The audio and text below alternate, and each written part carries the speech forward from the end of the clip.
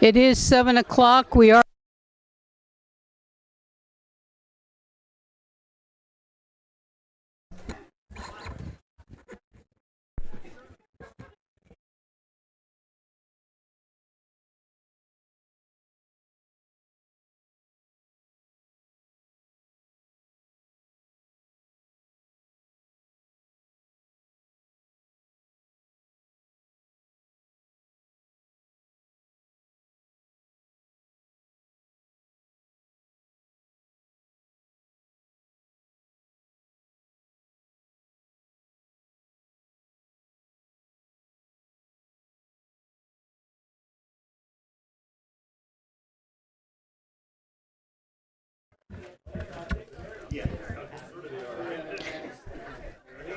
Good evening, ladies and gentlemen, council members, city officials, and our streaming audience. Ladies and gentlemen, we are starting the council meeting. Welcome to the March 10th, 2025 City Council regular meeting. We are meeting at 26 South Paint Street. President Shoemaker will not be here tonight, so as President Pro Tem, I will be presiding over the meeting. Ms. Moss, could you please call the roll? Bennett. Here. Payne. Here. Barnes. Here. McKeever. Here. Dement. Here. Preston. Here. Prohl. Here. Creed. Yeah, he's downstairs. Okay.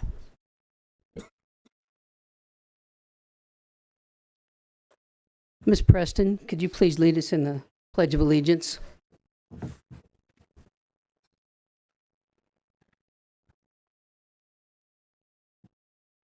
Allegiance to the flag of the United States of America and to the republic for which it stands, one nation, under God, indivisible, with liberty and justice for all.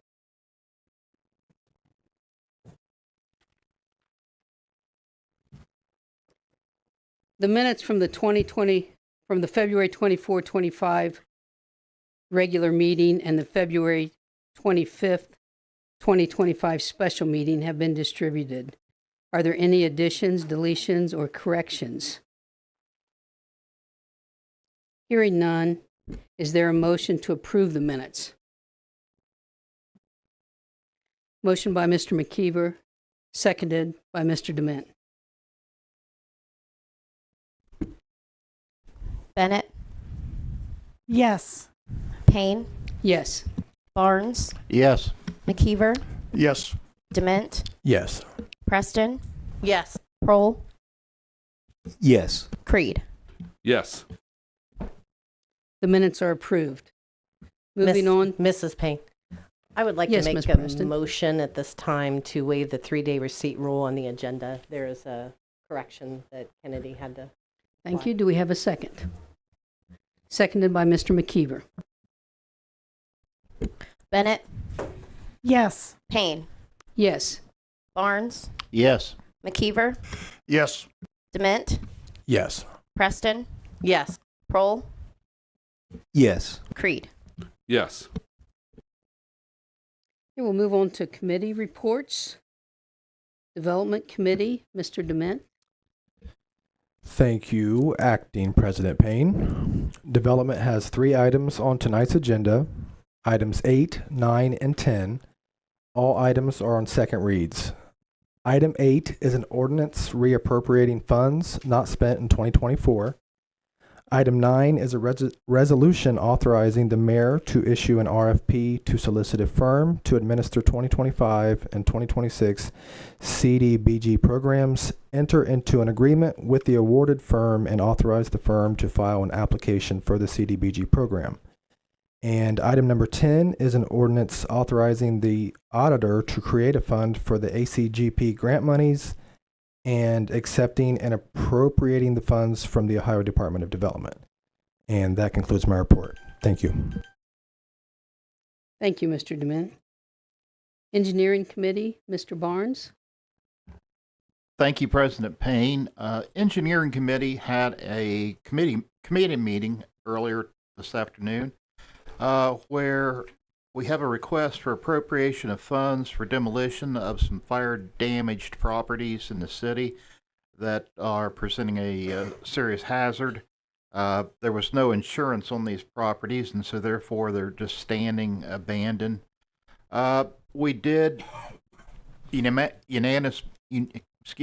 unanimously agree to appropriate the funds requested of $96,000 to demolish these existing buildings. We also have two items on the agenda for tonight. Second reading of a resolution for the proposal submitted by the Ohio Department of Transportation to resurface portions of US 50, basically Eastern Avenue, beginning at South Watt Street and continuing east through the city, which is near Douglas. It is not appropriating any money. It is just basically allowing the Ohio Department of Transportation to work on a road in the city. And so that's a second reading. Second reading also ordinance appropriating funds to purchase 2 traffic controllers necessary for the Ohio Department of Transportation. The Bridge Street project, which will be coming up. We've got a couple intersections out there that have antiquated, basically worn out traffic controllers, and they do need to be updated, so there can be some synchronization of the lights, and that is the second reading. Thank you. Thank you, Mr. Barnes. Finance and Technology Committee, Mr. Parole.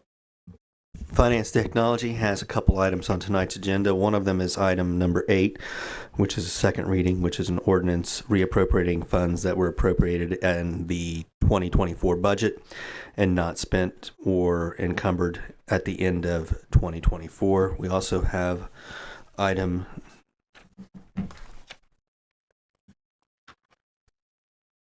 ordinance appropriating $36,000 to cover the city's cost of the Ohio Department of Taxation's deficiency balance from the municipal net profit returns in 2024 and declaring an emergency. And I believe that covers everything. Thanks. Thank you, Mr. Parole. Human Resources, and that's my committee. I do not have a report this evening. However, I would like to call a committee meeting on assignment 25-009, which is the establishment of seasonal employee pay scale.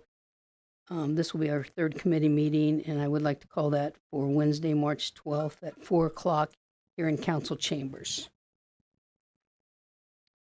Parks and Recreation, Mr. and Mrs. Nickerson is not with council anymore. Is there anyone on her committee that has a report? Okay, hearing none, we will skip that report this evening. Safety Services, Mr. Creed. Thank you, President Payne.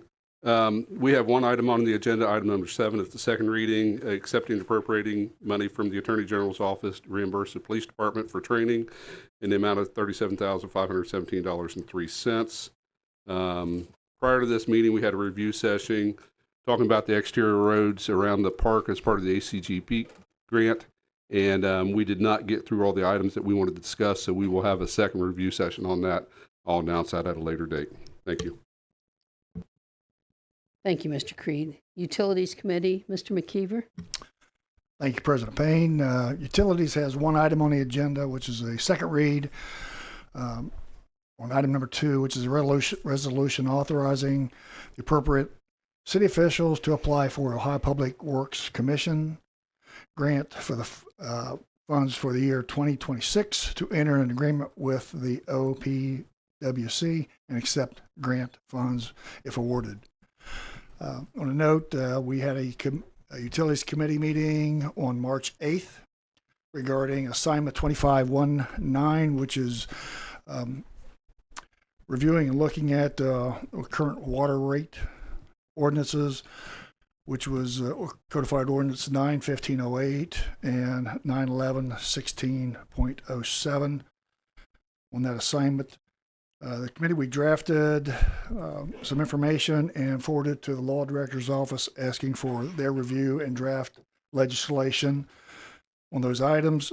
And once it's complete, I'm asking it to be brought back to the committee so I can present it to the committee for further review and decide whether to move it on to the full council. That concludes my report. Thank you, Mr. McKeever. City Services Committee, Ms. Preston. Thank you, Ms. Payne. City Services has one item on the agenda tonight. It is item number 5. It's a resolution authorizing the filing applications and proposals with the Ohio Department of Transportation in regard to the transit and bus facilities. And that is all that I have this evening. And that's the end of my report. Thank you. Thank you, Ms. Preston. Community Affairs Committee, Ms. Bennett. Thank you, President Payne. We have 2 things on the agenda. Number 6 is our second reading for $20,000 to go to the Assistant House from the General Fund. And item number 13, our first reading for the ordinance, Chapter 555, prohibiting camping in the coded ordinance of the City of Chiillicothe of Ohio. And that's the end of our report. Thank you, Ms. Bennett. We'll move on to reports of our officials. Mayor Feeney.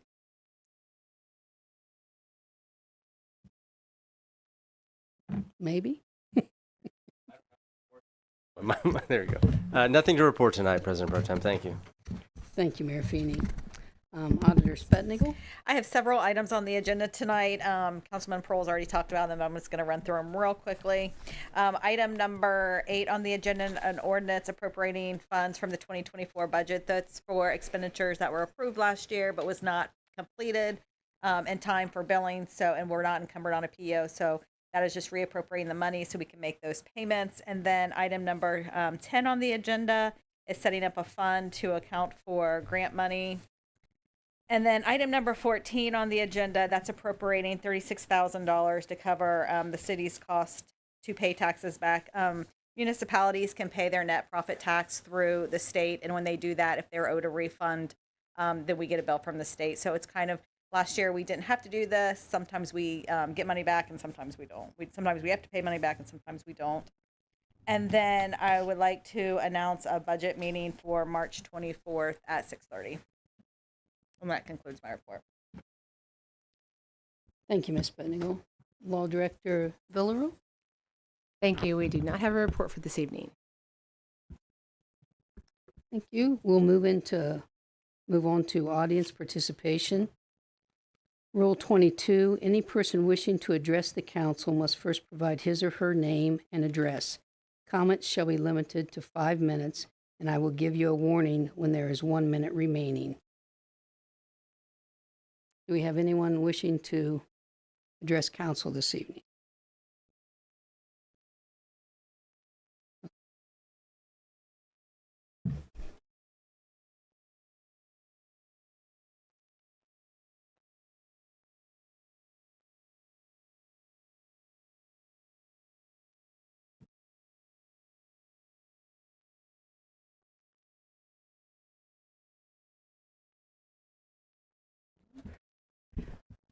Good evening. Thank you for this chance to speak. Thank you all for your service.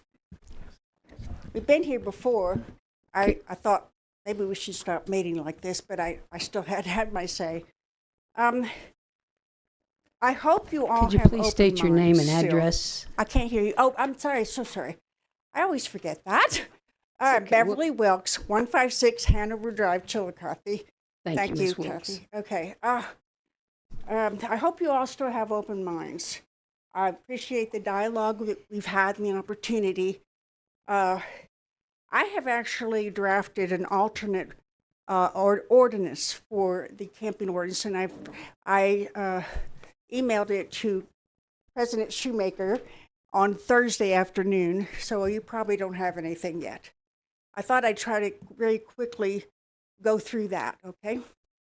I like the whereases. That's a lot of fun. So, whereas shelter and sleep are basic human needs for survival, like food, water, clothing, and air. Whereas all Chiillicothe police officers must complete training on interacting with people in crisis.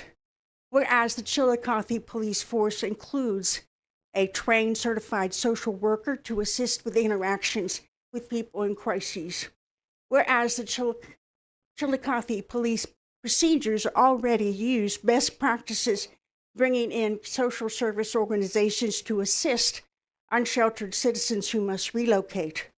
Whereas criminalization of homeless citizens is not a solution, but a deterrent to ending homeless. Whereas our existing shelter systems are not adequate to meet the number and housing needs of our homeless people. Whereas the amount of affordable housing in Chiillicothe is far from sufficient for the households in need of it. Whereas the wait list for the subsidized housing in Chiillicothe exceeds 2,000 households. Whereas people working full-time, even multiple jobs at minimum wage or low wages, less than $21 per hour, cannot afford market rate housing. Whereas the proposed ordinance is 24-117 is not cost effective, is not a solution, but exacerbates the problem, is not needed because police procedures already use best practices. And whereas the UN Human Rights Committee has condemned the criminalization of homelessness. Therefore, I'll go down to number 2. If a camper or other unhoused persons needs to relocate from public or private property, a social worker advocate must be present to facilitate an acceptable alternate shelter for camping space or car space must be provided. The Community Resource Center is one of those possibilities. A low barrier shelter, we don't have. A free 24/7 camping location which meets applicable codes, we don't have. Allowed car parking places, we don't have. The unhoused person must be allowed to move all possessions except anything illegal. The social worker, an outreach team will keep in contact with the persons on a minimum basis. The social worker will make sure the data goes in HMIS. The police will not cite, fine, or incarcerate any homeless person who are working with social workers and police staff on moving. If someone is in crisis, they will be treated on site or driven to an appropriate facility.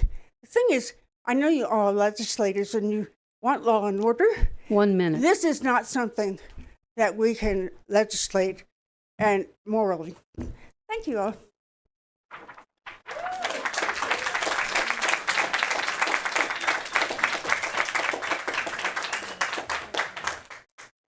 I'm Linda Hoover, 319 Rennick Avenue, and I am here like Bev to appeal to your higher selves.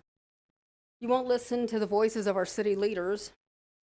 You don't listen to the agencies, the providers that work on the front lines of our homeless situation, who do the heavy lifting so you don't have to. You won't listen to many who stood at your review meeting to ask council to table or withdraw this cruel ordinance that you're hell-bent to pass. You don't hear the warnings that passing this will not be the flex that council thinks it is. Many cities that have enacted such ordinances have only pulled them back a few months later when they realized the increased cost to their city services and pending lawsuits. We all know who will wind up footing the bill for this. It's not going to be you. It's going to be all of us. It's going to be the taxpayers. And need I say, the voters. The cost of providing humane services to those who cannot enter local shelters would be far less than constantly shuffling people without housing out of their modest shelters to unknown locations. I don't hear any solutions being discussed that would create space for them to be moved to. Do you propose that they just wander the city streets from 10 p.m. to 6 a.m. like a bunch of zombies? Is that going to make our city look any safer? Is it going to make us look any better? I don't think so. When do the people of our city become so self-absorbed and so self-important that they feel justified to scorn someone whose life is in shambles? I'm so tired of hearing people say they choose this, they choose drugs or alcohol. Why don't they get jobs? How successful would you be if you didn't have a place to shower, a place to have clean clothes and be able to change clothes and to make yourself presentable to go out on a job interview? Could you do that? I don't think so.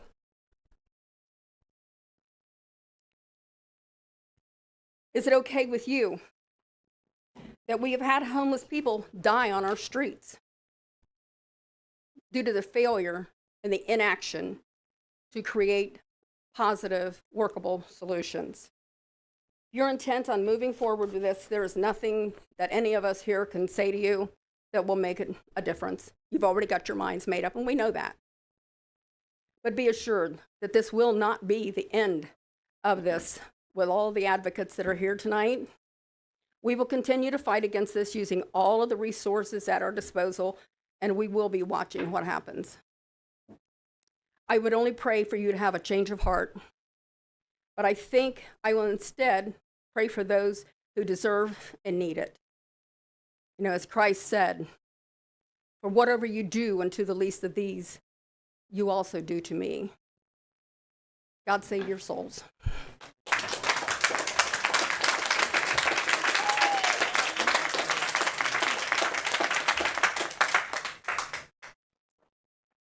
Hi, my name is Sandra Black, and I live at 5070 Egypt Pike, Chiillicothe.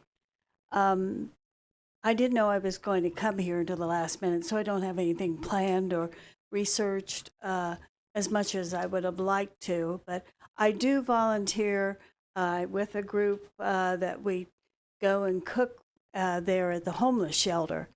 And ever since it was purchased on Eastern Avenue, they have the beds, they have a place to take a shower, they have food. And I have a couple friends that work there and I don't know why that, I know some people do want to camp, but I don't know why they don't go and stay at go to the shelter and have the food and the shower. And there are a lot of good people, and they're talking about if you want to help, you could have a group who would like to put their name on the list monthly to bring in a meal for them. So I know when it gets nice, there's not as many show up because they want to be out. And I don't understand all that, but I'd like to come back with people who are more in depth into it than I am. But there are a lot of people who care, and we go there, and there are good people there, and they're thankful we're there and feeding them. And I just think needs to be more of the churches get involved, and more groups get involved, and just feed them. And I would say witness to them. So thank you. Thank you.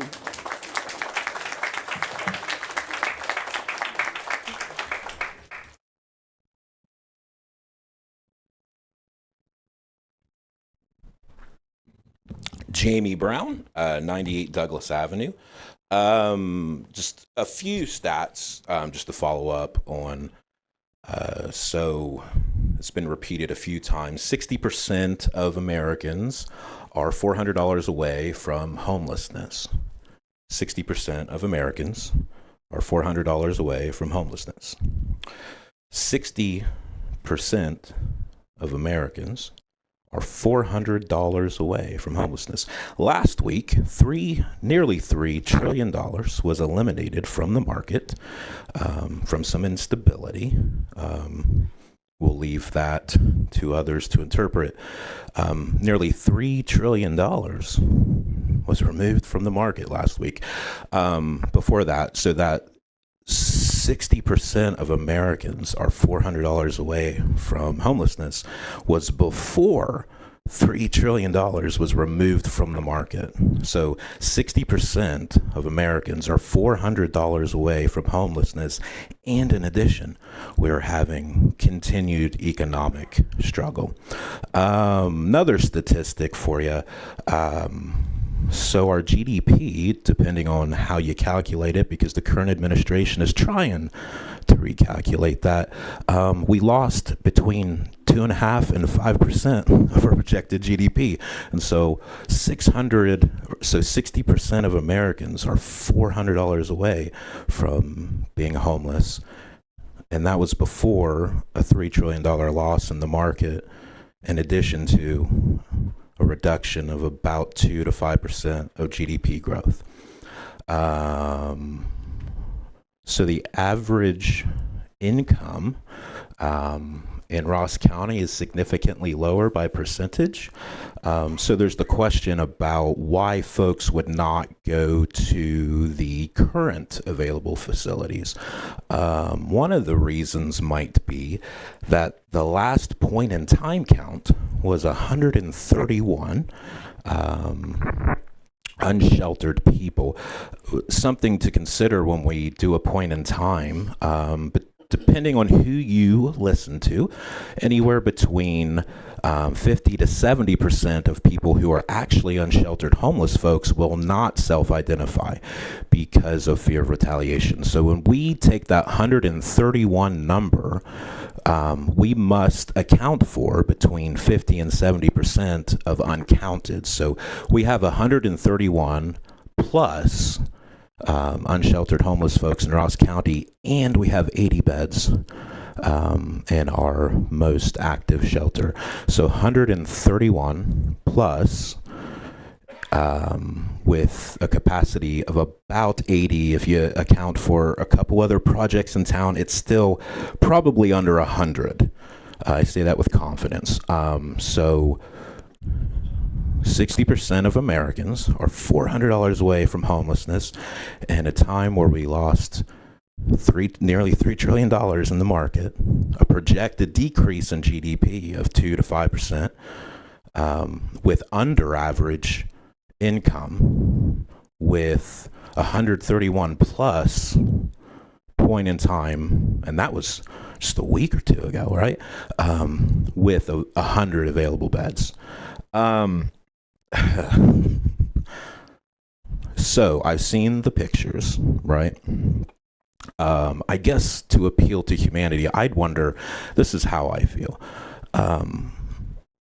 Someone offered the idea of a dumpster, and it felt like that was the first time that was brought up. 1 minute, Jamie. And then when the dumpster was brought up and folks were like, yeah, I've heard not another yab about it. Like this, I'll end with this. I had a frustration at the review session. There was this reverberating sentiment that we're all on the same page. We're all working towards solutions. I've worked with some of you, and I say this sincerely. I believe that you mean well for the community. I say sincerely, I do love you. But I don't really think we're looking for solutions together. I don't feel that way. I know the feeling of collaboration, and this is not collaboration. This is something else. My instincts are to be much meaner than I am being right now, but I'm choosing not to. So 60% of Americans are $400 away from being homeless. 60% of Americans are $400 being away from homeless. That's time, Jamie. Thank you. Thank you.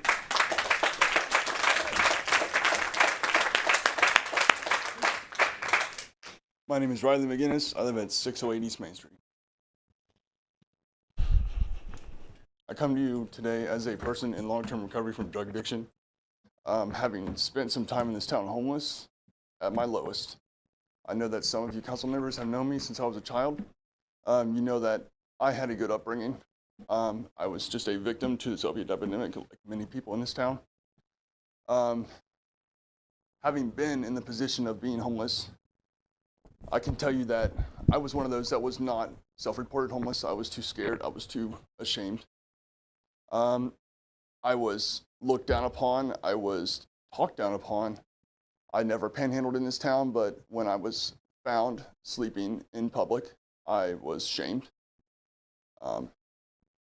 I was not offered help or any sort of resource during the time that I was homeless. In 2014, the shelter that we had at the time was full. And so I ended up sleeping under bridges. I slept under cardboard and plywood. And this topic here, this hits close to home for me because I have many friends that have suffered and died in silence being homeless in this town. I want to appeal to humanity tonight. I don't want to lose anyone else. I take it upon myself. I have an electric scooter. I go out and I check all of the places around town where I know the homeless people stay. I have Narcaned more people than I can count. I have Narcaned more people than I can remember. I would just want, like I said, to appeal to your humanity tonight.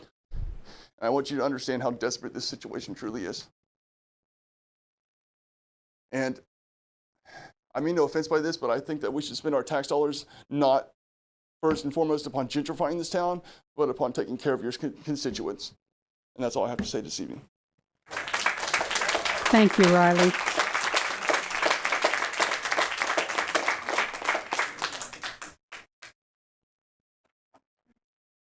Thanks, Riley. My name is Stephanie Renner. I live at 98 Douglas Avenue. I am going to talk about some of the harms that are caused by arresting homeless individuals and alternative solutions. I'm here today to speak about an issue that affects many people in our community, homelessness, and how arresting individuals who are homeless is not a helpful solution. Instead, I'll share with you some alternatives that can provide real support and make a positive impact for both those experiencing homelessness and the broader community.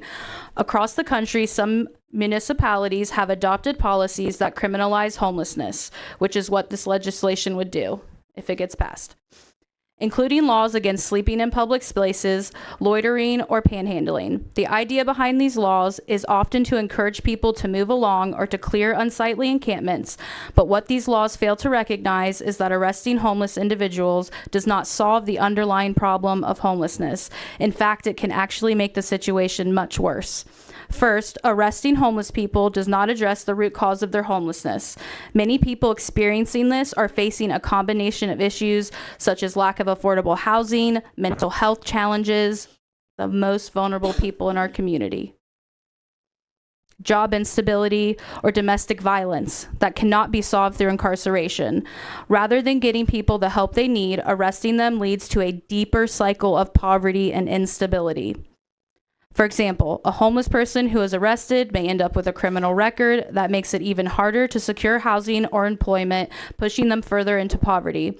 Moreover, jailing homeless individuals is costly. Law enforcement and the court systems are often already overburdened, and incarcerating someone simply because they don't have a home is not a responsible use of taxpayer dollars. A study from the National Coalition for the Homeless found that the average cost of keeping a homeless individual in jail is roughly $40,000 per year, money that could be better spent on prevention and supportive services. So what are the alternatives? Let's look at some solutions that have been proven to work in communities across the country. Number 1, housing first initiatives. One of the most effective solutions to homelessness is the housing first approach. This strategy focuses on providing permanent, stable housing to people before addressing other issues they may face, such as addiction, mental health challenges. Housing first programs prioritize getting individuals off the streets and into a safe house, and then provide the necessary wraparound services to help them stabilize. Studies show that this approach dramatically reduces homelessness and leads to better outcomes in health, employment, and overall quality of life. Cities like Salt Lake City have successfully used this model, decreasing chronic homelessness by over 90%. By focusing on permanent housing first, individuals can begin to rebuild their lives without the constant fear of displacement. Number 2, supportive housing and shelters with comprehensive services. Shelters can play an important role, but they should not simply be a place to sleep for the night. Shelters should offer comprehensive services, including access to mental health care, addiction counseling, job training, and housing assistance. This holistic approach helps individuals address the multiple factors contributing to their homelessness, making it more likely that they can eventually transition into stable, permanent housing. Programs like Portland's A Home for Everyone initiative combine emergency shelter with access to supportive housing and resources. The city has seen a reduction in the number of people experiencing homelessness, with an emphasis on long-term stability rather than just temporary relief. Solution number 3. Expanding access to mental health and addiction services. A significant percentage of people experiencing homelessness suffer from mental health issues. Instead of arresting individuals who are struggling with these challenges, 1 minute. we need to provide access to mental health care and addiction treatment. When people are treated with dignity and receive the right to care, many are able to recover and rebuild their lives. Solution number 4, increasing affordable housing and rent control. One of the most effective long-term solutions to homelessness is increasing the availability of affordable housing. Solution number 5, collaboration between local agencies and nonprofits. Communities can also work together to provide more effective solutions. Local governments can partner with nonprofits, faith-based organizations, and businesses to create a network of support. This collaboration can lead to more resources for job training, temporary housing, and emergency funds, helping people get back on their feet. For example, Ms. Renner, that's time. Thank you. Thank you.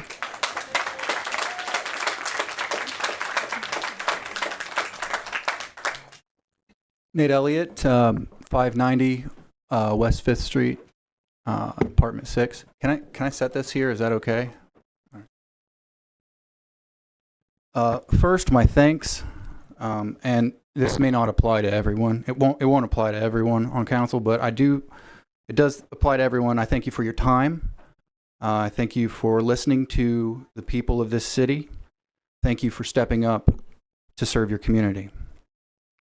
And then this gets iffy. Thank you for representing all the people of Chiillicothe, not only the ones who have homes. Thank you in advance for voting no on this anti-camping proposal, whoever of you might have the courage to do so. Because Chiillicothe cares, right? We do. We care, I think, don't we? If nothing else, thank you for waking people up in this city. By proposing this controversial ordinance, you have brought the eyes and ears of Chiillicothe to these chambers. You have brought awareness of the people to the intentions of our city's leadership. Now we have a growing number of citizens tuned into this institution and asking questions. Our people want to know that our council acts responsibly, ethically, and with transparency. You have inspired us to now do more to hold you, our public servants, accountable for your actions. Speaking of which, I'd like to know where to find the minutes of your meetings. The most recent on the web are from May 2024, so 9 months are missing. Why isn't it easier for a citizen to get information when they request it? This is a question I hear from multiple people. Folks are demanding Mr. Elliott, those were updated today. Wonderful. I'm so happy to hear that. I hope that the meeting minutes are being taken very thoroughly. I'm not the only one asking for this transparency to be better. I'm sorry, it sounds like I'm berating you. I apologize for that. I'm a little worked up and nervous to speak to you honestly. I recently emailed council members using a metaphor of a cat playing whack-a-mole to illustrate how ineffective enforcing this ordinance would be. I bring you another metaphor today. In his book, Poverty by America, Pulitzer Prize-winning author Matthew Desmond discusses what is at the heart of poverty. Poverty, which is the root cause of hunger, physical and mental health, and substance use conditions, and yes, homelessness. As for the metaphor, Desmond quotes Tommy Orange saying, "Kids are jumping out of burning buildings, falling to their deaths, and we think the problem is that they're jumping." His goal with the book was to try and redirect our attention to the fire. That is our challenge today in this city as well. I call on everyone with a stake in this city to redirect our attention to the fire. What's the fire? I'll spell it out really quickly for time's sake. Poverty, along with mental health and substance use conditions.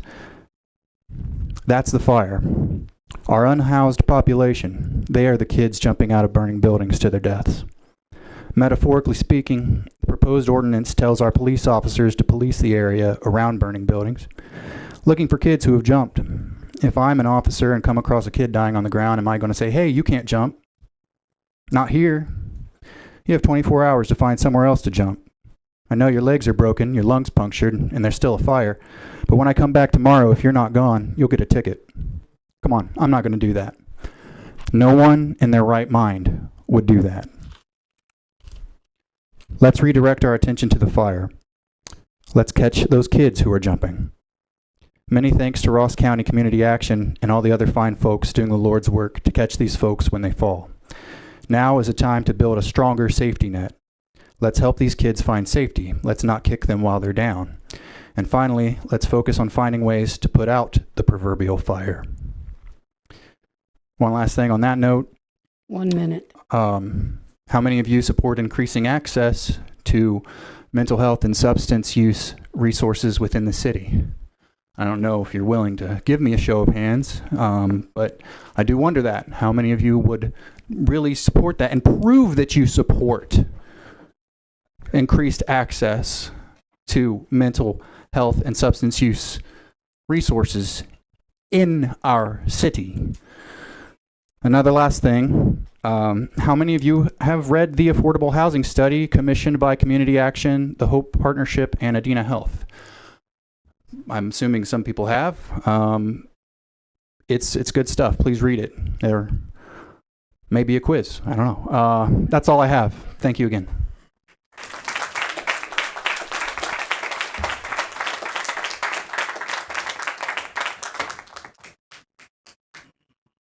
Hello, lovely to see you all today. My name is AJ. I live at 81 North Paint Street, and I'm here to talk about transparency. AJ, could you give us your last name, please? Taynor. Taynor. So the first thing I want to comment on is Mr. Elliott said that the last update to the minutes on the website was from May of 2024. I am currently looking at that website on my phone at this moment. There is no minutes for 2025, and there is nothing past May of 2024. I am looking at these minutes right now, live. They are not on the website. I'm being told they're on there.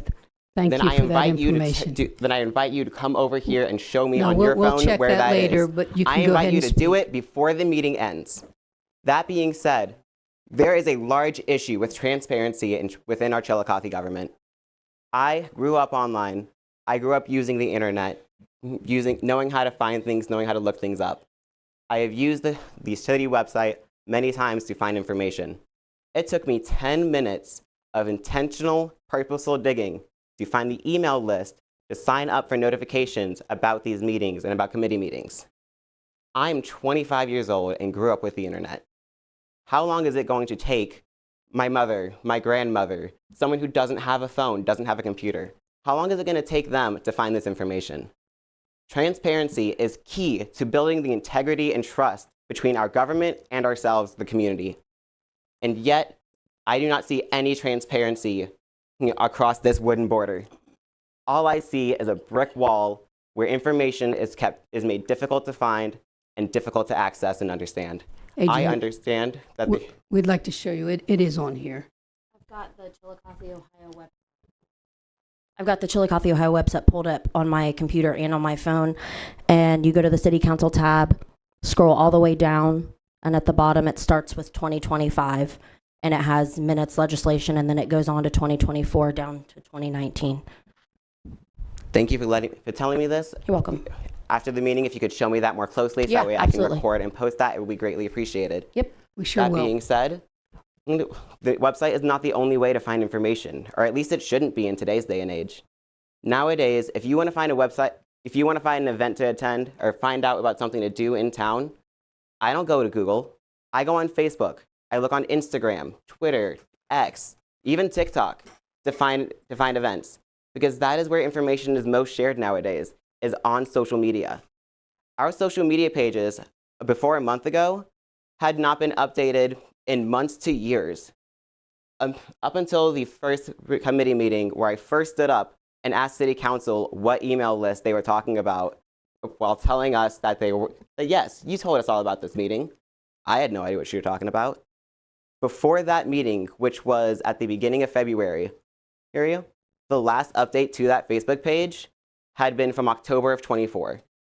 Before that, I believe was April of 23. In today's day and age, that's unacceptable. I don't know who is responsible for recording these minutes, for finding this information, recording meetings, and sharing that online where anybody and everybody can find it. But I believe that is everyone's responsibilities, not just us, the people who are currently taking our time and volunteering to record. There is no reason that is on us to do full recordings where everything is seen, everything is heard, instead of just a recording that shows a forward-facing view and only has sound when a microphone is on. In today's day and age, we have the technology to do far better. So why has it fallen to me to find a group of people, to my friends to work together, to my community 1 minute. to gather ourselves together, to organize in order to bring this up to the standard it should be held to? You all are the ones being paid to do this. You all are the ones who have the resources, have the time to share this information, to make sure people can see it and understand it. You all are the ones who bear the responsibility to create full transparency between yourselves and the rest of us. How many people here knew that this meeting was happening today because of City Council? How many of you are here because you heard about it from your friends, because you heard about it on social media? Yeah. For those of you holding cameras, please pan. Show how many people are only here because of social media, because we heard about it from our friends, rather than hearing about it from the City Council, whose responsibility it is to share this information. I do not mean to shame or scold any of you. I simply want to make sure that all of you are fully aware of the discrepancy in transparency and responsibility. Thank you.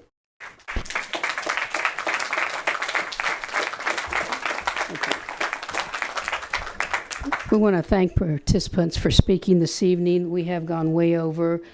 15 minutes is normally allotted, and we've been over 30 minutes now on this topic. Per topic, correct. Is there anyone that would like to speak on another topic this evening? If that's all right. On another topic? On another topic. It Thank might you. be tangentially related, but that's only tangential.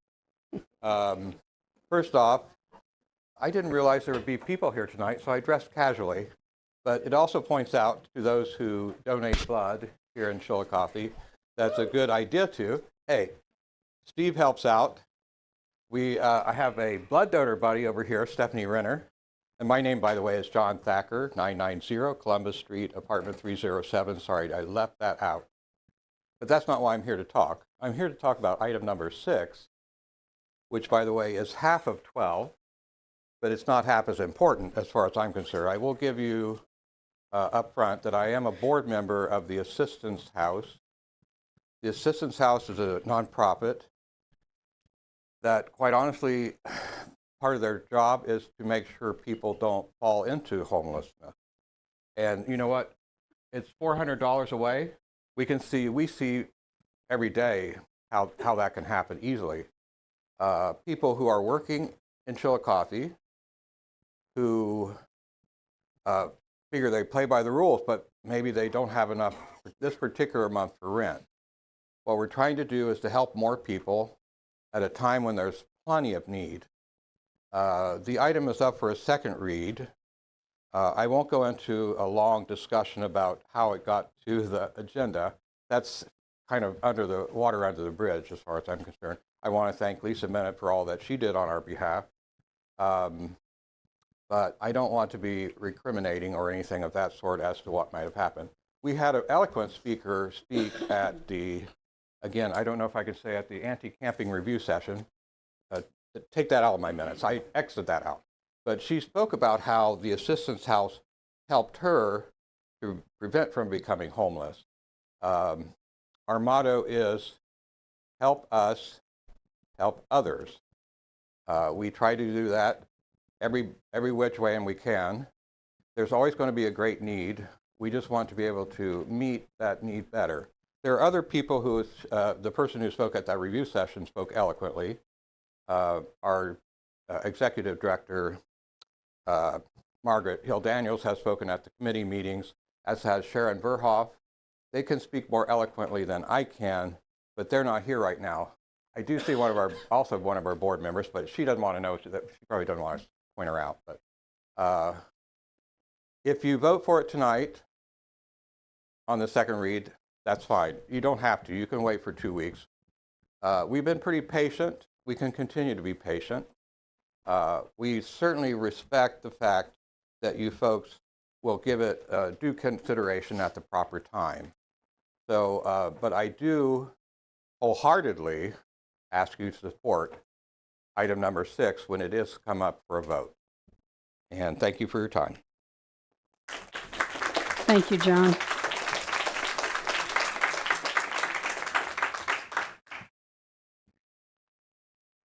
Hi, my name is Dawn Zarbash. I live at 59 Mead Drive, and I'm also a board member of the Assistance House. And I just, I think people don't realize a lot of times there's so many people that are working three jobs, 2 and 3 jobs every day. Don't really get to see their children much. I hope you pass this.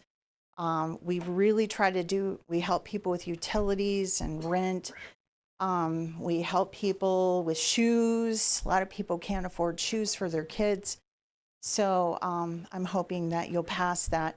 The other reason I came to talk was to talk about March is Women's History Month. And unfortunately in Washington, a lot of these websites are being taken down and trying to erase women's history. Sally Ride has been taken off the NASA website. Who else? Let's see. All the people I used to know, Wax, that would, Waves, I guess they were, that would carry planes from Dayton all the way to California with supplies during World War II. They have been taken out of the military website on women's history. So I'd like for you to remember that this is Women's History Month. There is an event that can help us understand this film. It's called Iron Jawed Angels, and it will be held at Ohio University's Chiillicothe campus on Thursday, March 20th at 6 p.m. It tells the story of Alice Paul and Lucy Burns, 2 suffragists who were pivotal in securing the 19th Amendment, which gave us the right to vote. It highlights their tireless efforts, including their protests and hunger strikes in the face of opposition from political leaders and even the broader public.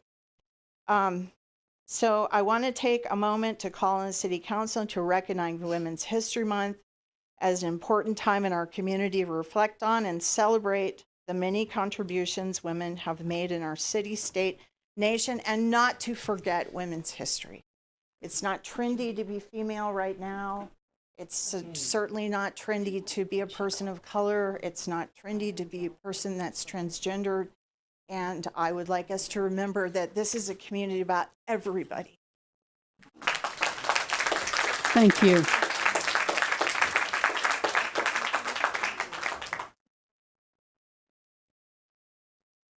Thank you. My name is Don Wilkes. I live at 156 Hanover Drive.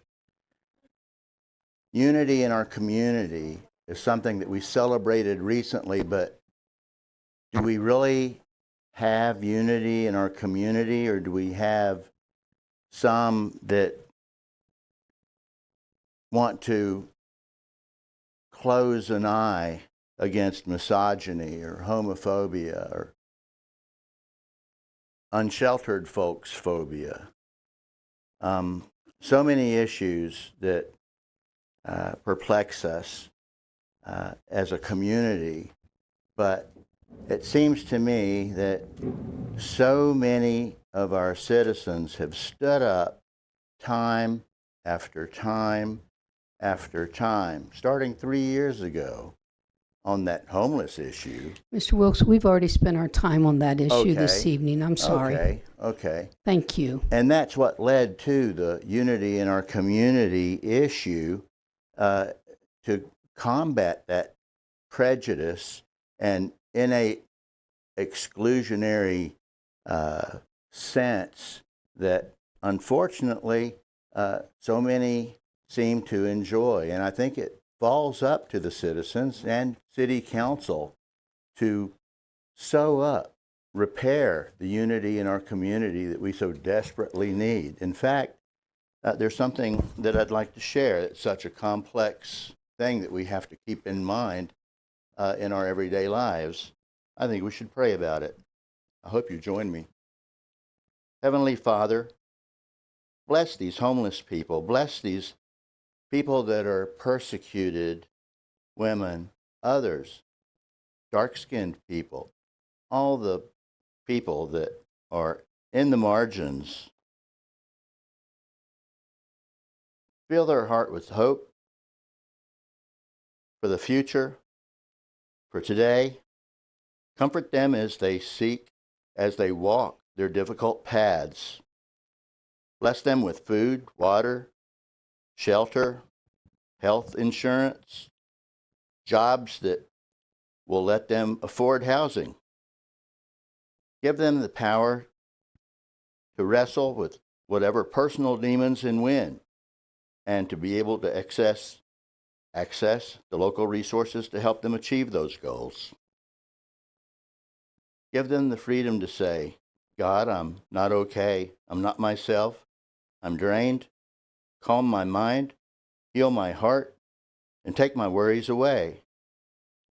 Help us all, O Lord, to know that you love us, and help us to understand and care for the issues and the people that you care about. I ask also that you soften our hearts so that we can find empathy, open our mind so that we recognize facts from bullshit. Bless us all. In Jesus' name I pray. Amen.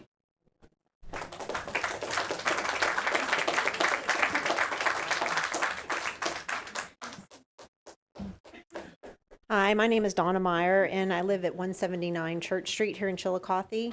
I want to thank everybody for letting me speak today.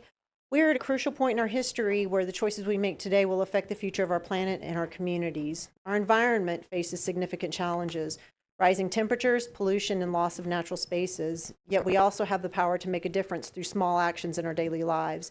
Being environmentally conscious and eco-friendly is more than just a trend. It's a necessity for the health of our planet and the well-being of all living things. So why is it important to be environmentally conscious? First and foremost, the health of our environment directly impacts our health. From the air we breathe to the water we drink, everything is interconnected. When we damage the environment through pollution or overconsumption, we also harm ourselves, our communities, and future generations. One of the most urgent issues we face today is climate change. Our reliance on fossil fuel, industrial agriculture, and deforestation has led to an increase in greenhouse gases and rising global temperatures. This has caused more extreme weather patterns, rising sea levels, and threats to our ecosystems. By adopting sustainable practices, whether it's reducing waste, conserving energy, or supporting clean energy, we can mitigate these effects. But beyond these global challenges, we also have beautiful local outdoor spaces that we must protect and enjoy.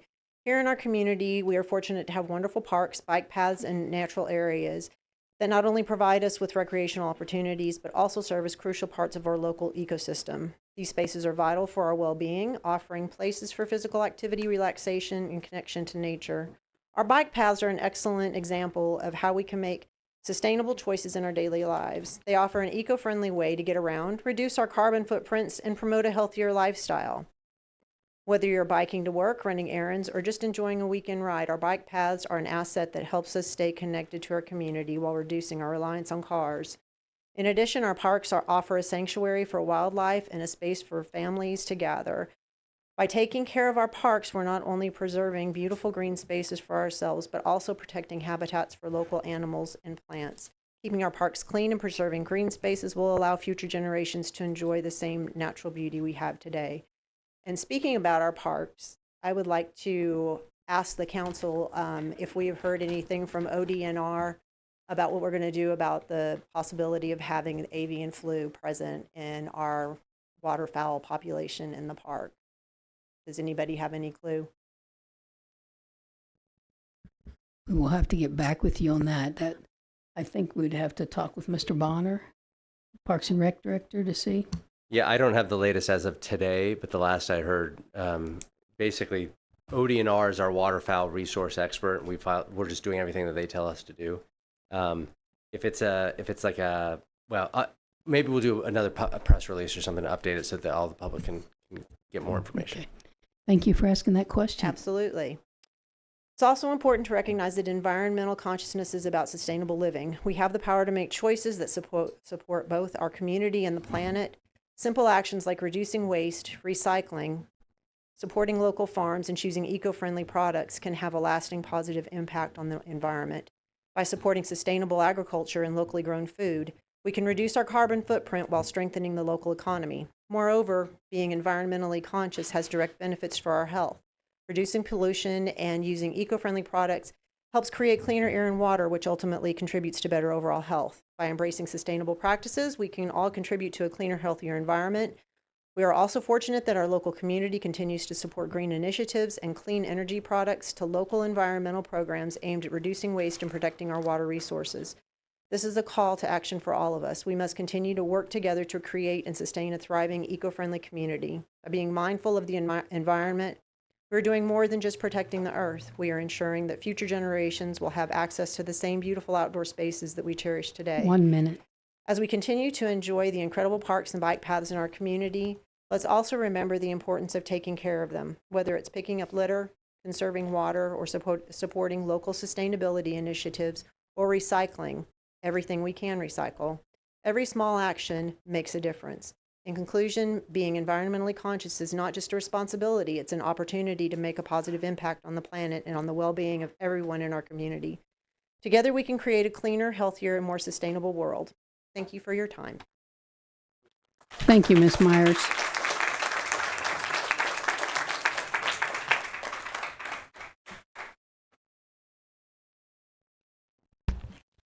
President Payne, City Council. Thank you so much for letting me talk tonight. I'll try to keep this brief. Thank you for your time. Do you mind giving us your name and address, My please? name is Neil Harrington.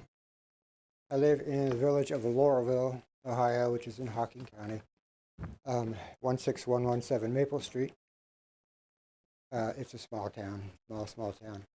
I've come to talk to you about bike lanes in Chiillicothe. I spent a lot of time in Chiillicothe. My wife worked for years in Chiillicothe. I have a stepson who lives in Chiillicothe. I'm somewhat familiar with it. But I'm here to speak about the important issue that affects our community's health, safety, and environmental well-being, which is the need for bike lanes, need for more bike lanes.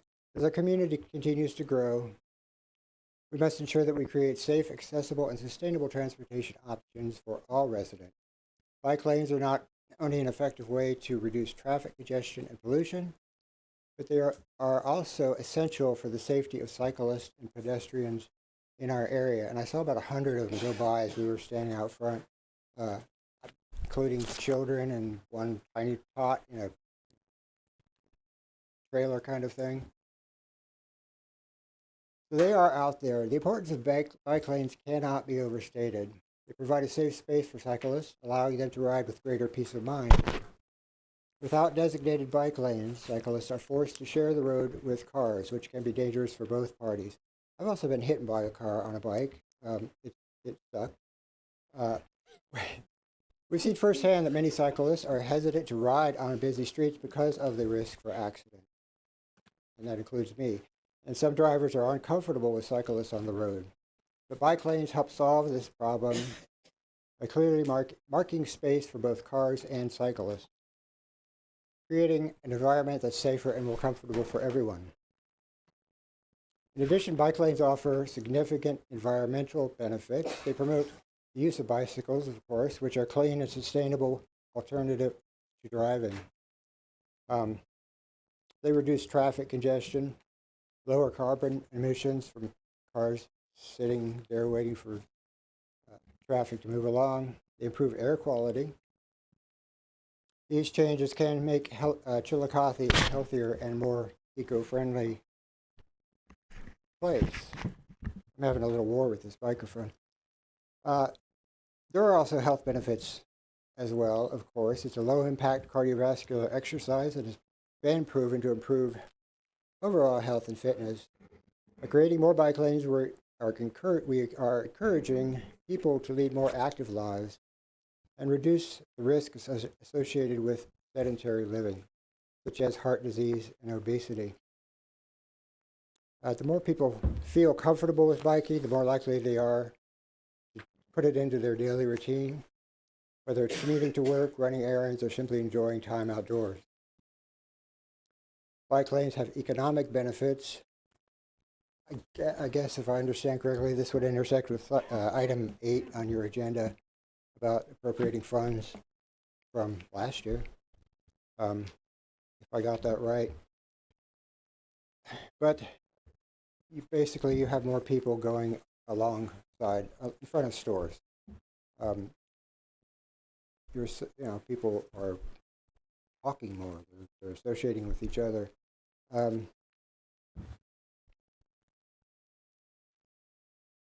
They're relatively inexpensive compared to the cost of building new roads or expanding highways, making them a cost-effective way. 1 minute.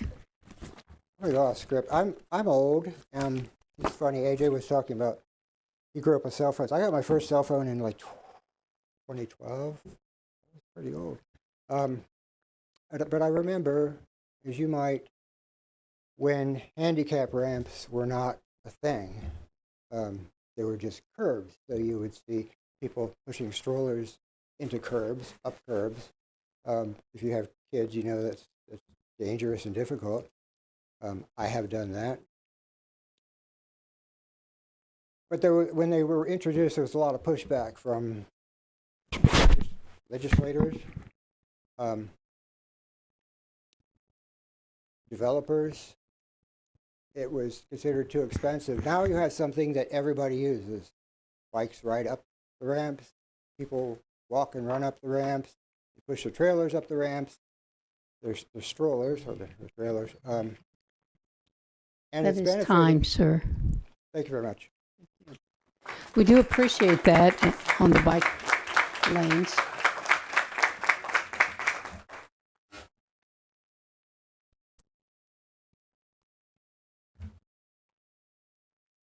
Hi, my name is Jenny Roberts. I live at 1621 Black Run Road, Chiillicothe.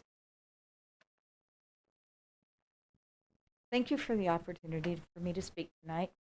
Today I want to talk about a program that has played a pivotal role in shaping the future of countless children in this community and all communities in the United States. Head Start. As many of you know, Head Start is an early childhood education program that supports children from low-income families, helping them gain the skill and foundation they need to succeed in school and beyond. This program is essential to the well-being of our children, families, and our communities as a whole. However, Head Start is at risk. Currently, the program is funded under a continuing resolution, CR, that is set to expire on March 14th, 2025. If Congress fails to pass FY25 budget before then, a full budget before then, Head Start could lose critical funding, and we may see devastating cuts to this vital program. The funding that is being proposed by the Senate's Labor, Health, and Human Services, Education, and Related Agencies Appropriations Bill would provide an additional $700 million to Head Start, including funds for a much-needed cost of living adjustment and quality improvement funds. However, the House version of the bill proposes only a fraction of that amount, just $25 million, which, when adjusted for inflation, would actually result in a loss of funding for the programming and staff. If Head Start loses its funding, the consequences will be severe. Classrooms could close, services could be drastically reduced, and countless children could lose access to the early learning opportunities that are so crucial to their success. We could see fewer children receiving the services they need to overcome barriers to education and to start their academic journey on a strong footing. Without proper funding, families could face even greater challenges in securing affordable quality child care and education. The reality is that Head Start's future is uncertain. Under the current national administration, we must ask ourselves, what is our community going to do to protect this program? If these proposed cuts go through, what steps will we take to ensure that Head Start continues to thrive and serve the children who need it most. We can't afford to wait for someone else to act. It's up to us, local leaders, community members, citizens, to come together and advocate for the future of this program. We must put pressure on our members of Congress to pass a full fiscal year 25 budget that supports the Senate's proposed funding levels for Head Start. This is not just about funding. It's about the future of our children, the well-being of our families, and the strength of our community. In addition to advocacy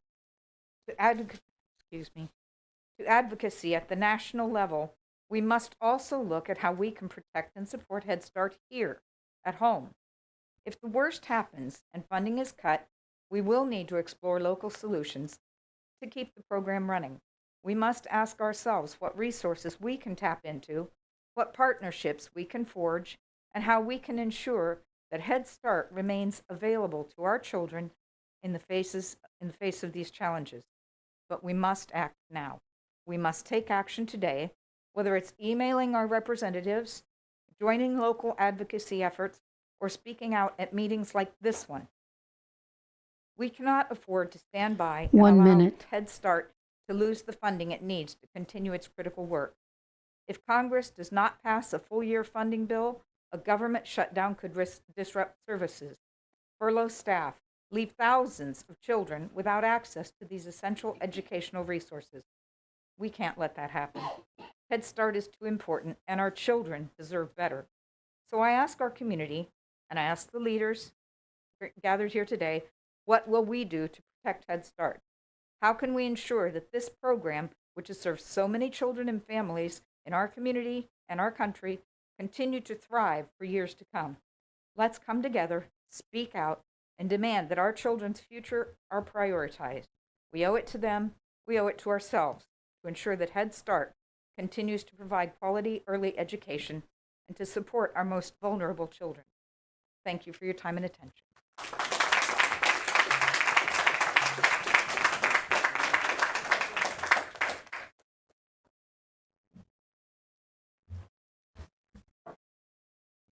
Hey, good evening. My name is James Mark, 276 West Water Street. Thank you all for having this today. I'm hard of hearing. Did anyone talk about the homeless issue earlier? Okay. Well, I'm glad they did because it's very important, but I'm not here to talk about that. What I'd like to talk to you all about is streamlining city services and the accessibility toward those services. So, for example, it's become increasingly important to people in our community, especially those juggling the demands of work and family. We need to streamline services to make it more accessible, particularly for working individuals who continue to grow and evolve as a community. It's essential that to ensure our services are efficient, accessible, and effective for everyone, especially those who face barriers in their busy lives. I imagine all of you guys have lots of issues. We especially have lots of issues maintaining those busy lives and getting everything done we need to get done. Many families in our community, especially those with limited resources, face significant challenges when trying to access public services. The complexity of applying for assistance, navigating multiple agencies, and scheduling appointments makes it often difficult for working parents and individuals to get the support they need. Long wait times, limited office hours, and unclear procedures can create unnecessary stress and prevent people from getting the help they deserve and need. As a community, we have a responsibility to make sure those public services are accessible to everyone and as accessible as possible to those who rely on them the most. That includes streamlining processes, improving communications, and making sure that our service offerings are available at times and in ways that work for the people who need them. People with full-time jobs, multiple commitments, and other challenges. For example, offering evening and weekend hours for essential services, or providing online platforms where individuals can apply for assistance without needing to take time off from work would go a long way in easing the burden on working families. One of the most significant barriers for working individuals is the lack of flexibility and the timing and the accessibility of services. Many working people cannot afford to miss work to visit government offices or attend meetings or complete paperwork during the traditional business hours. This makes it harder for them to get where they need to get help, the help that they need, often forcing them to delay or give up on accessing vital resources. Altogether, by streamlining services, we can ensure that people can access the support they need without sacrificing their jobs or well-being. We also need to acknowledge the importance of digital accessibility in today's world. Many services are moving online, which is an excellent opportunity for those who can access them. However, not everyone has the technology or the internet access to navigate these online services. It's kind of a conundrum. It's critical that we ensure these services, these systems are user-friendly and available in multiple languages to provide support to individuals who may not have access to the tools necessary to complete the applications. Ensuring the online services are available is just as important as having the in-person services for those who prefer face-to-face options. I was online the other day, and 1 minute. I from the military, huge history buff, and I noticed that they had removed the Enola Gay from the Military History Command website. That's the airplane that bombed Hiroshima and Nagasaki, or actually, I just think it was just Nagasaki. And that was because the word gay was in there. What a weird oversight. U.S. government. So anyway, improving access to online isn't just a matter of convenience, it's a matter of necessity in today's day and age. And I noticed that some of the city services are available online, but there's still some gaps where you have to go in person. So that's one of the things that I'd want you all to focus on, and I thank you all for your time and attention this evening. Take care. Thank you, Mr. Mark.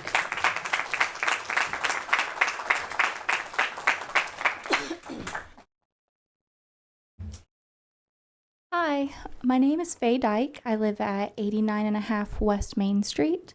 I've just been asked to share some information with everybody today. My buddy AJ has created a Facebook and a YouTube channel called Chiillicothe City Tracker. No S, just Tracker. And we usually hang out outside of the building after these meetings. So if you would like any information, or if you would like to be put on an email list, or have another mode of contact where you could receive information about meetings and events that are going to have to do with activism or stuff to do with city council within the community, just go ahead and reach out to one of us that you see out front. And that is it. Thank you. Thank you, thanks.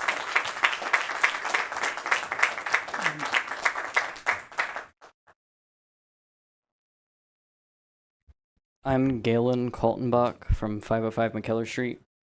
And as I said the first time I talked here, I've lived here my entire life.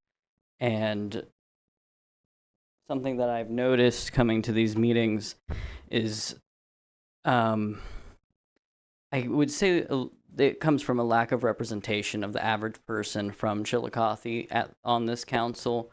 I don't see you as the average person I'd run into in Chiillicothe, but one of the things I've heard a lot is, that we're a small community and a small community can't handle these things.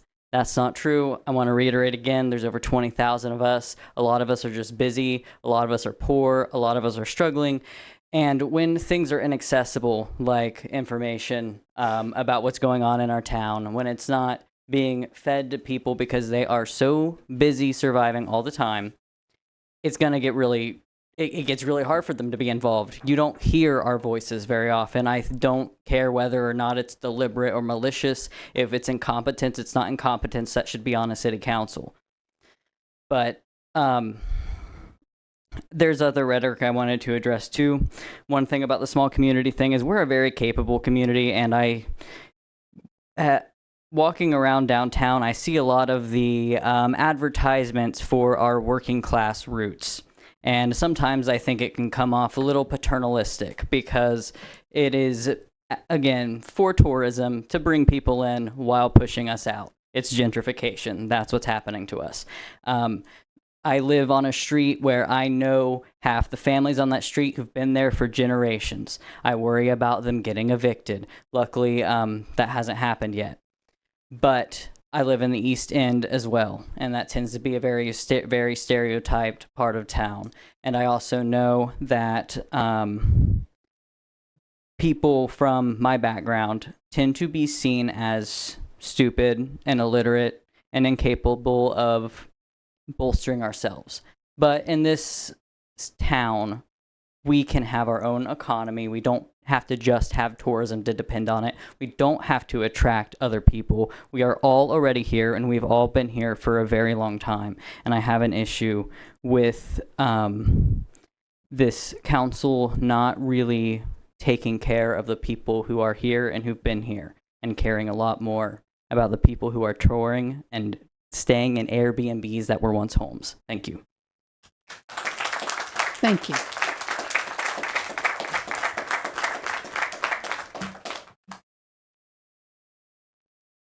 Hi. My name is Tanis Sidrus. I live at 415 Lundbeck Road. I am not good at public speaking. I will just say that right now. I wanted to mention two things. One thing is involving housing. A proposal to maybe try to reach out to some of the landlords here to see why some of them are not involved with Section 8, and see if perhaps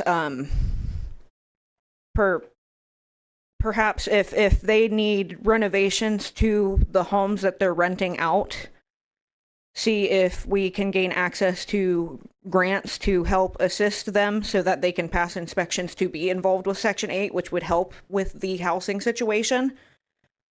Because if their houses are not up to standard, that leads to two problems. The first problem being that that's less housing that we can gain access to for people in poverty. And the second one being that if their house isn't up to standards for Section 8 housing, then that means that we are only enabling slumlords. And I can say personally, as someone who has lived here for almost 28 years, my junior and senior year of high school, my mother and I lived in a slum on 2nd Street. And I missed almost half of my school year because I kept getting sick over and over again. This is not just a housing issue. This is a health issue and multiple other issues involving education. So if we can reach out to some of these people to see if we can help maybe enhance the buildings so that they are safer for families to live, and we can have more access to public and government assisted housing. If their buildings are up to standards and they're not involved, I know you cannot tell people what to and what not to do with their properties, but maybe we can come up with some incentives to maybe help get people to try to participate in that, and that might help us with our housing crisis. My second thing is more of a complaint, because it wasn't until about 4 speakers ago that I was able to fit in here, and I can't hear. And I couldn't hear anything going on until I was able to come in and sit down. So that's all. Thank you. Thank you.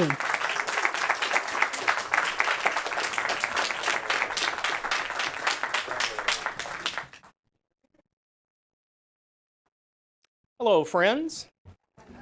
My name is the Reverend Terry Williams. I reside at 47.5 East Main Street here in the city of Chiillicothe. And Ms. Payne, you can start the timer. I have a question first, and then I have an item I'd like to speak on tonight that is not the item that we are no longer allowed to speak on. I have a question particularly about the special session meeting that was held. It says on the 26th of February.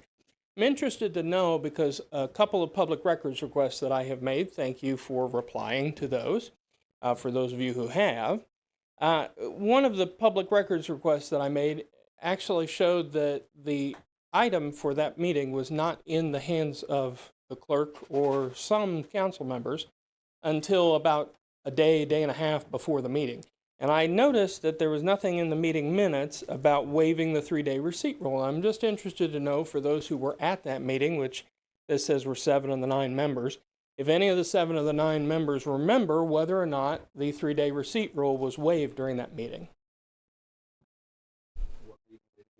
It was the 26th of February, the special meeting.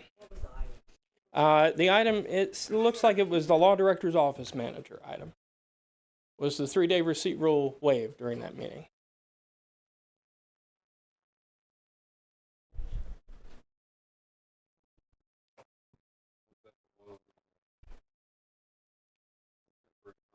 Yes.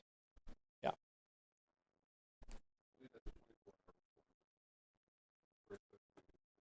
Well, the special meeting notice is 24 hours, but you have to have legislation in your hands 3 days before, according to council rules. And if you don't, you have to pass a 3-day receipt rule waiver, which is what you passed today about the agenda. So I'm just interested to know, and you all can get back with me on that later if you'd like. Okay. Yeah. All right. Absolutely. Absolutely. Just interested to know because I kind of saw that and expected to see that in there. The item that I would like to speak about today with my remaining time left is Section 505.14 of the Codified Ordinances of the City of Chiillicothe, which is, by title, Keeping and Harboring Animals Within the City Limits, livestock in particular. We remember some of us who are here when there aren't a bunch of people around, when there are only a couple of folks here. I usually get a whole pew to myself, by the way. Some of us remember the long hours that we spent talking about livestock in the city limits. Chickens and pigs and goats and steers and all kinds of things. It was a long time. It was like 3 separate sessions of council. It was introduced in one. I believe Miss Gillum, who had represented the 6th Ward for a while, she sat on it for a whole year, and it didn't really get worked on until after and into the new session. Now, I was interested, particularly given other controversial legislation, which I won't mention by name, but it's important to know when we spend our time on these things that they're worthwhile. I was interested to know that piece of legislation that we spent so much time and so much effort on, that there were so many people interested in, that it caused such an uproar, and it was pushed through with what I would say is a pretty divisive process. I was interested to know how many people have been impacted by that legislation. What kind of impact it's had. Surely the enforcement had to be immense, tremendous. There had to be, to change the law in that way, there had to be such a previous issue and a post issue that it should be established. But when I reached out to the law director's office, and Teresa Wood, who is a saint because she deals not only with the public but with Reverend Williams, Teresa Wood was able to respond to me and let me know that since 2022, no one has been prosecuted under Section 505.14 of the Codified Ordinances. So the legislation we spent all the time and all the effort and all the energy on, what was it used for in the end? Now, some could say, oh, it's preventative. Well, that's good. I would just encourage you that, like the livestock ordinance, when you take time and effort and energy of yours and ours to work on legislation, make sure that there's an impetus and a need, and make sure that it's going to get used. Because otherwise, we're all just running our mouths for nothing. And I really hope that's not the case. You know I'll keep running my mouth regardless of whether it's for nothing or not.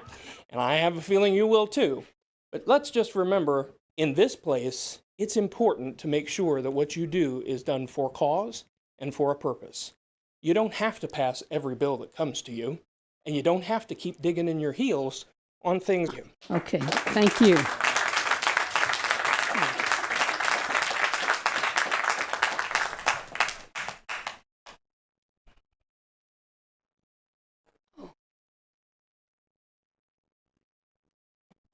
Hi there.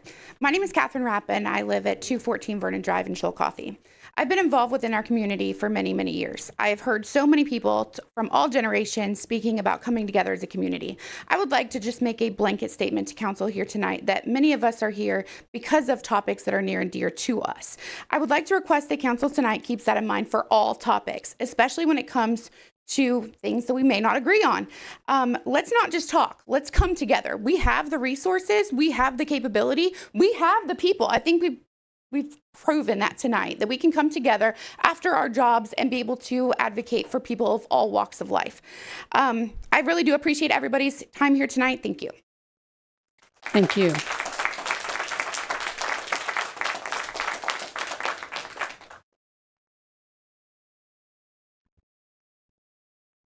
Okay, I think we will move on at this point. I do want to thank everyone that spoke this evening. Over 20 of you did speak, and we are listening. We are going to move on to old business. Any reports in old business or responses? Mr. Creed? President Payne, we have item 11 and 12 on the agenda, both dealing with the tax levy. I think item 11 was not fully updated, and item 12 is. Do we need to have item 11 removed from the agenda permanently? Yes, we do. Okay, if that's so, then I make a motion that we remove item 11 from the agenda. Do we have a second? Mr. Pearl seconded. Bennett, Yes. Payne, Yes. Barnes, Yes. McKeever, Yes.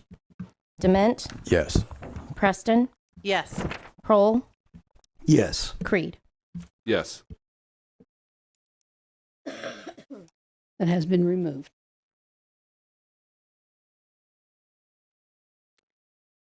We'll move on to petitions. Oh, Dustin, I'm sorry, I didn't see you. Well, now that we've seen how easy it is to remove something from the agenda, I will try it myself. After listening to everyone, I think they've all said everything that I would hope to say a lot better with a lot more heart. And I tell you, everyone that showed up and spoke, I really appreciate you coming in. And this is the way government is supposed to work. Is for the government to be of the people and by the people. We're up here as your representatives, but we are not in some ivory tower. We are supposed to be your servants. And in doing so, taking to heart the many comments and points brought up about item number 13, I think it's clear that not only do the people not want this, there's not a clear path for how this really improves things. This is a piece of legislation that, is written to just bully a group of people, to be honest. We could do better, and we better do better. I'm going to ask that I make a motion that we table this piece of legislation tonight, and I would ask for a second on that.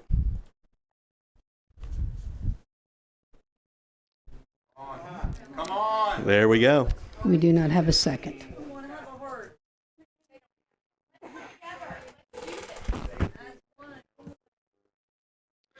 Okay, we are going to move on to petitions and correspondence. Thank you, President Payne. Other than multiple emails about the roundabouts and the public camping legislation, I have not received anything. Thank you. New business?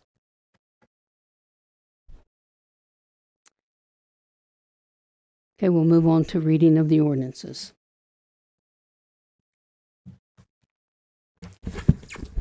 Thank you, President Payne. We have 14 items on the agenda this evening. Item number 1 is the third reading of an ordinance appropriating $276,050.65 received from public entities, Pool of Ohio, for use towards repairs to the roof at city-owned property located at 400 East 7th Street and declaring an emergency. Roll call, please. Bennett. Yes. Payne. Yes. Barnes. Yes. McKeever. Yes. Dement. Yes. Preston. Yes. Prohl. Yes. Creed. Yes. This ordinance has been adopted. Item number 2 is the second reading of a resolution authorizing the appropriate city officials to apply for Ohio Public Works Commission grant funds for the year 2026 to enter into an agreement with the OPWC and accepting grant funds if awarded.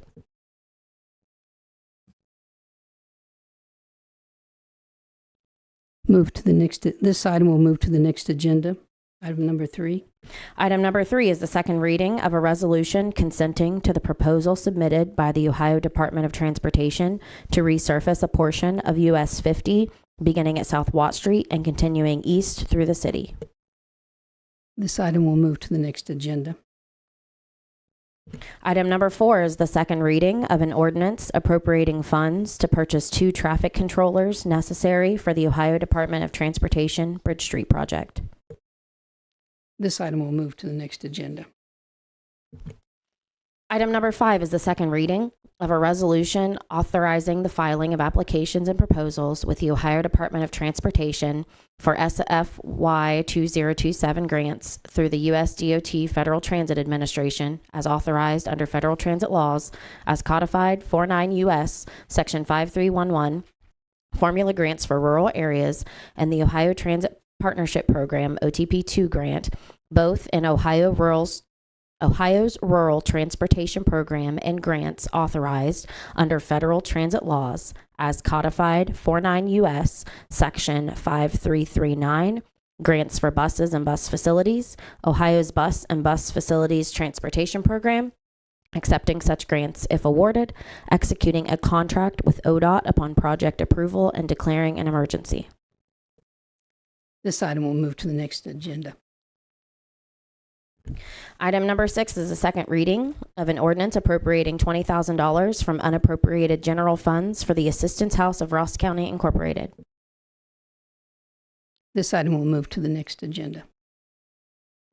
Item number 7 is the second reading of an ordinance accepting and appropriating Attorney General's Office reimbursement funds received as reimbursement for police training in the amount of $37,517.03. This item will move to the next agenda. Item number 8 is the second reading of an ordinance reappropriating funds that were appropriated in the 2024 budget and not yet spent or encumbered at the end of 2024. This item will move to the next agenda. Item number 9 is the second reading of a resolution authorizing the mayor to issue a request for proposal to solicit a firm to administer the PY 2025 and PY 2026 Community Development CDBG programs and enter into an agreement with the awarded firm and authorizing the awarded firm to file an application for the CDBG Community Development Allocation Program and competitive set-aside grants, including but not limited to Neighborhood Revitalization Grant, Downtown Revitalization Grant, Targets of Opportunity Grant, Critical Infrastructure Grant, Economic and Residential Infrastructure Grant. This item will move to the next agenda. Item number 10 is the second reading of an ordinance authorizing the city auditor to create Fund 254 Appalachian Community Grant Program and accepting and appropriating the city's Appalachian Community Grant Program award from the Ohio Department of Development in the amount of $34,819,990. This item will also move to the next agenda. Item number 11 is the first reading of a resolution declaring the necessity of amending sections 163.013F, 163.03, 163.08, and 163.16 of the codified ordinances of the city of Chiillicothe in order to renew the existing 0.2% levy that expires on December 31st, 2025 at the same rate and for exclusive use toward the continuation of street paving, repairs, and improvements for a 10-year period beginning January 1, 2026 through December 31, 2035, resolving that said amendment should be placed before the electors at the election to be held on November 4th, 2025. This item will move to the next agenda. Item number 12 is the first reading of an ordinance adding Chapter 555, prohibited camping, to the codified ordinances of the City of Chiillicothe, Ohio. This item will move to the next agenda. Item number 13 is an ordinance, first reading of an ordinance appropriating $36,000 to cover the city's costs for the Ohio Department of Taxation deficiency balance from the municipal net profit returns in 2024 and declaring an emergency. This item also moves to the next agenda. And finally, item number 14 is the first reading of a resolution authorizing the disposal of municipal property that is not needed for public use or is obsolete or unfit for the use for which it was acquired in accordance with the Ohio Revised Code, Section 721.15, by way of auction and declaring an emergency. This item moves to the next agenda. Okay, that takes care of all of the items. Do we have a motion to adjourn? Motion by Ms. Bennett. Do we have a second? Second by Mr. Barnes. I thought for a minute no one was going to second that. Bennett? Yes. Payne? Yes. Barnes? McKeever? Yes. Dement? Yes. Preston? Yes. Prohl? Yes. Creed? Yes. This meeting is adjourned. Thank you for attending.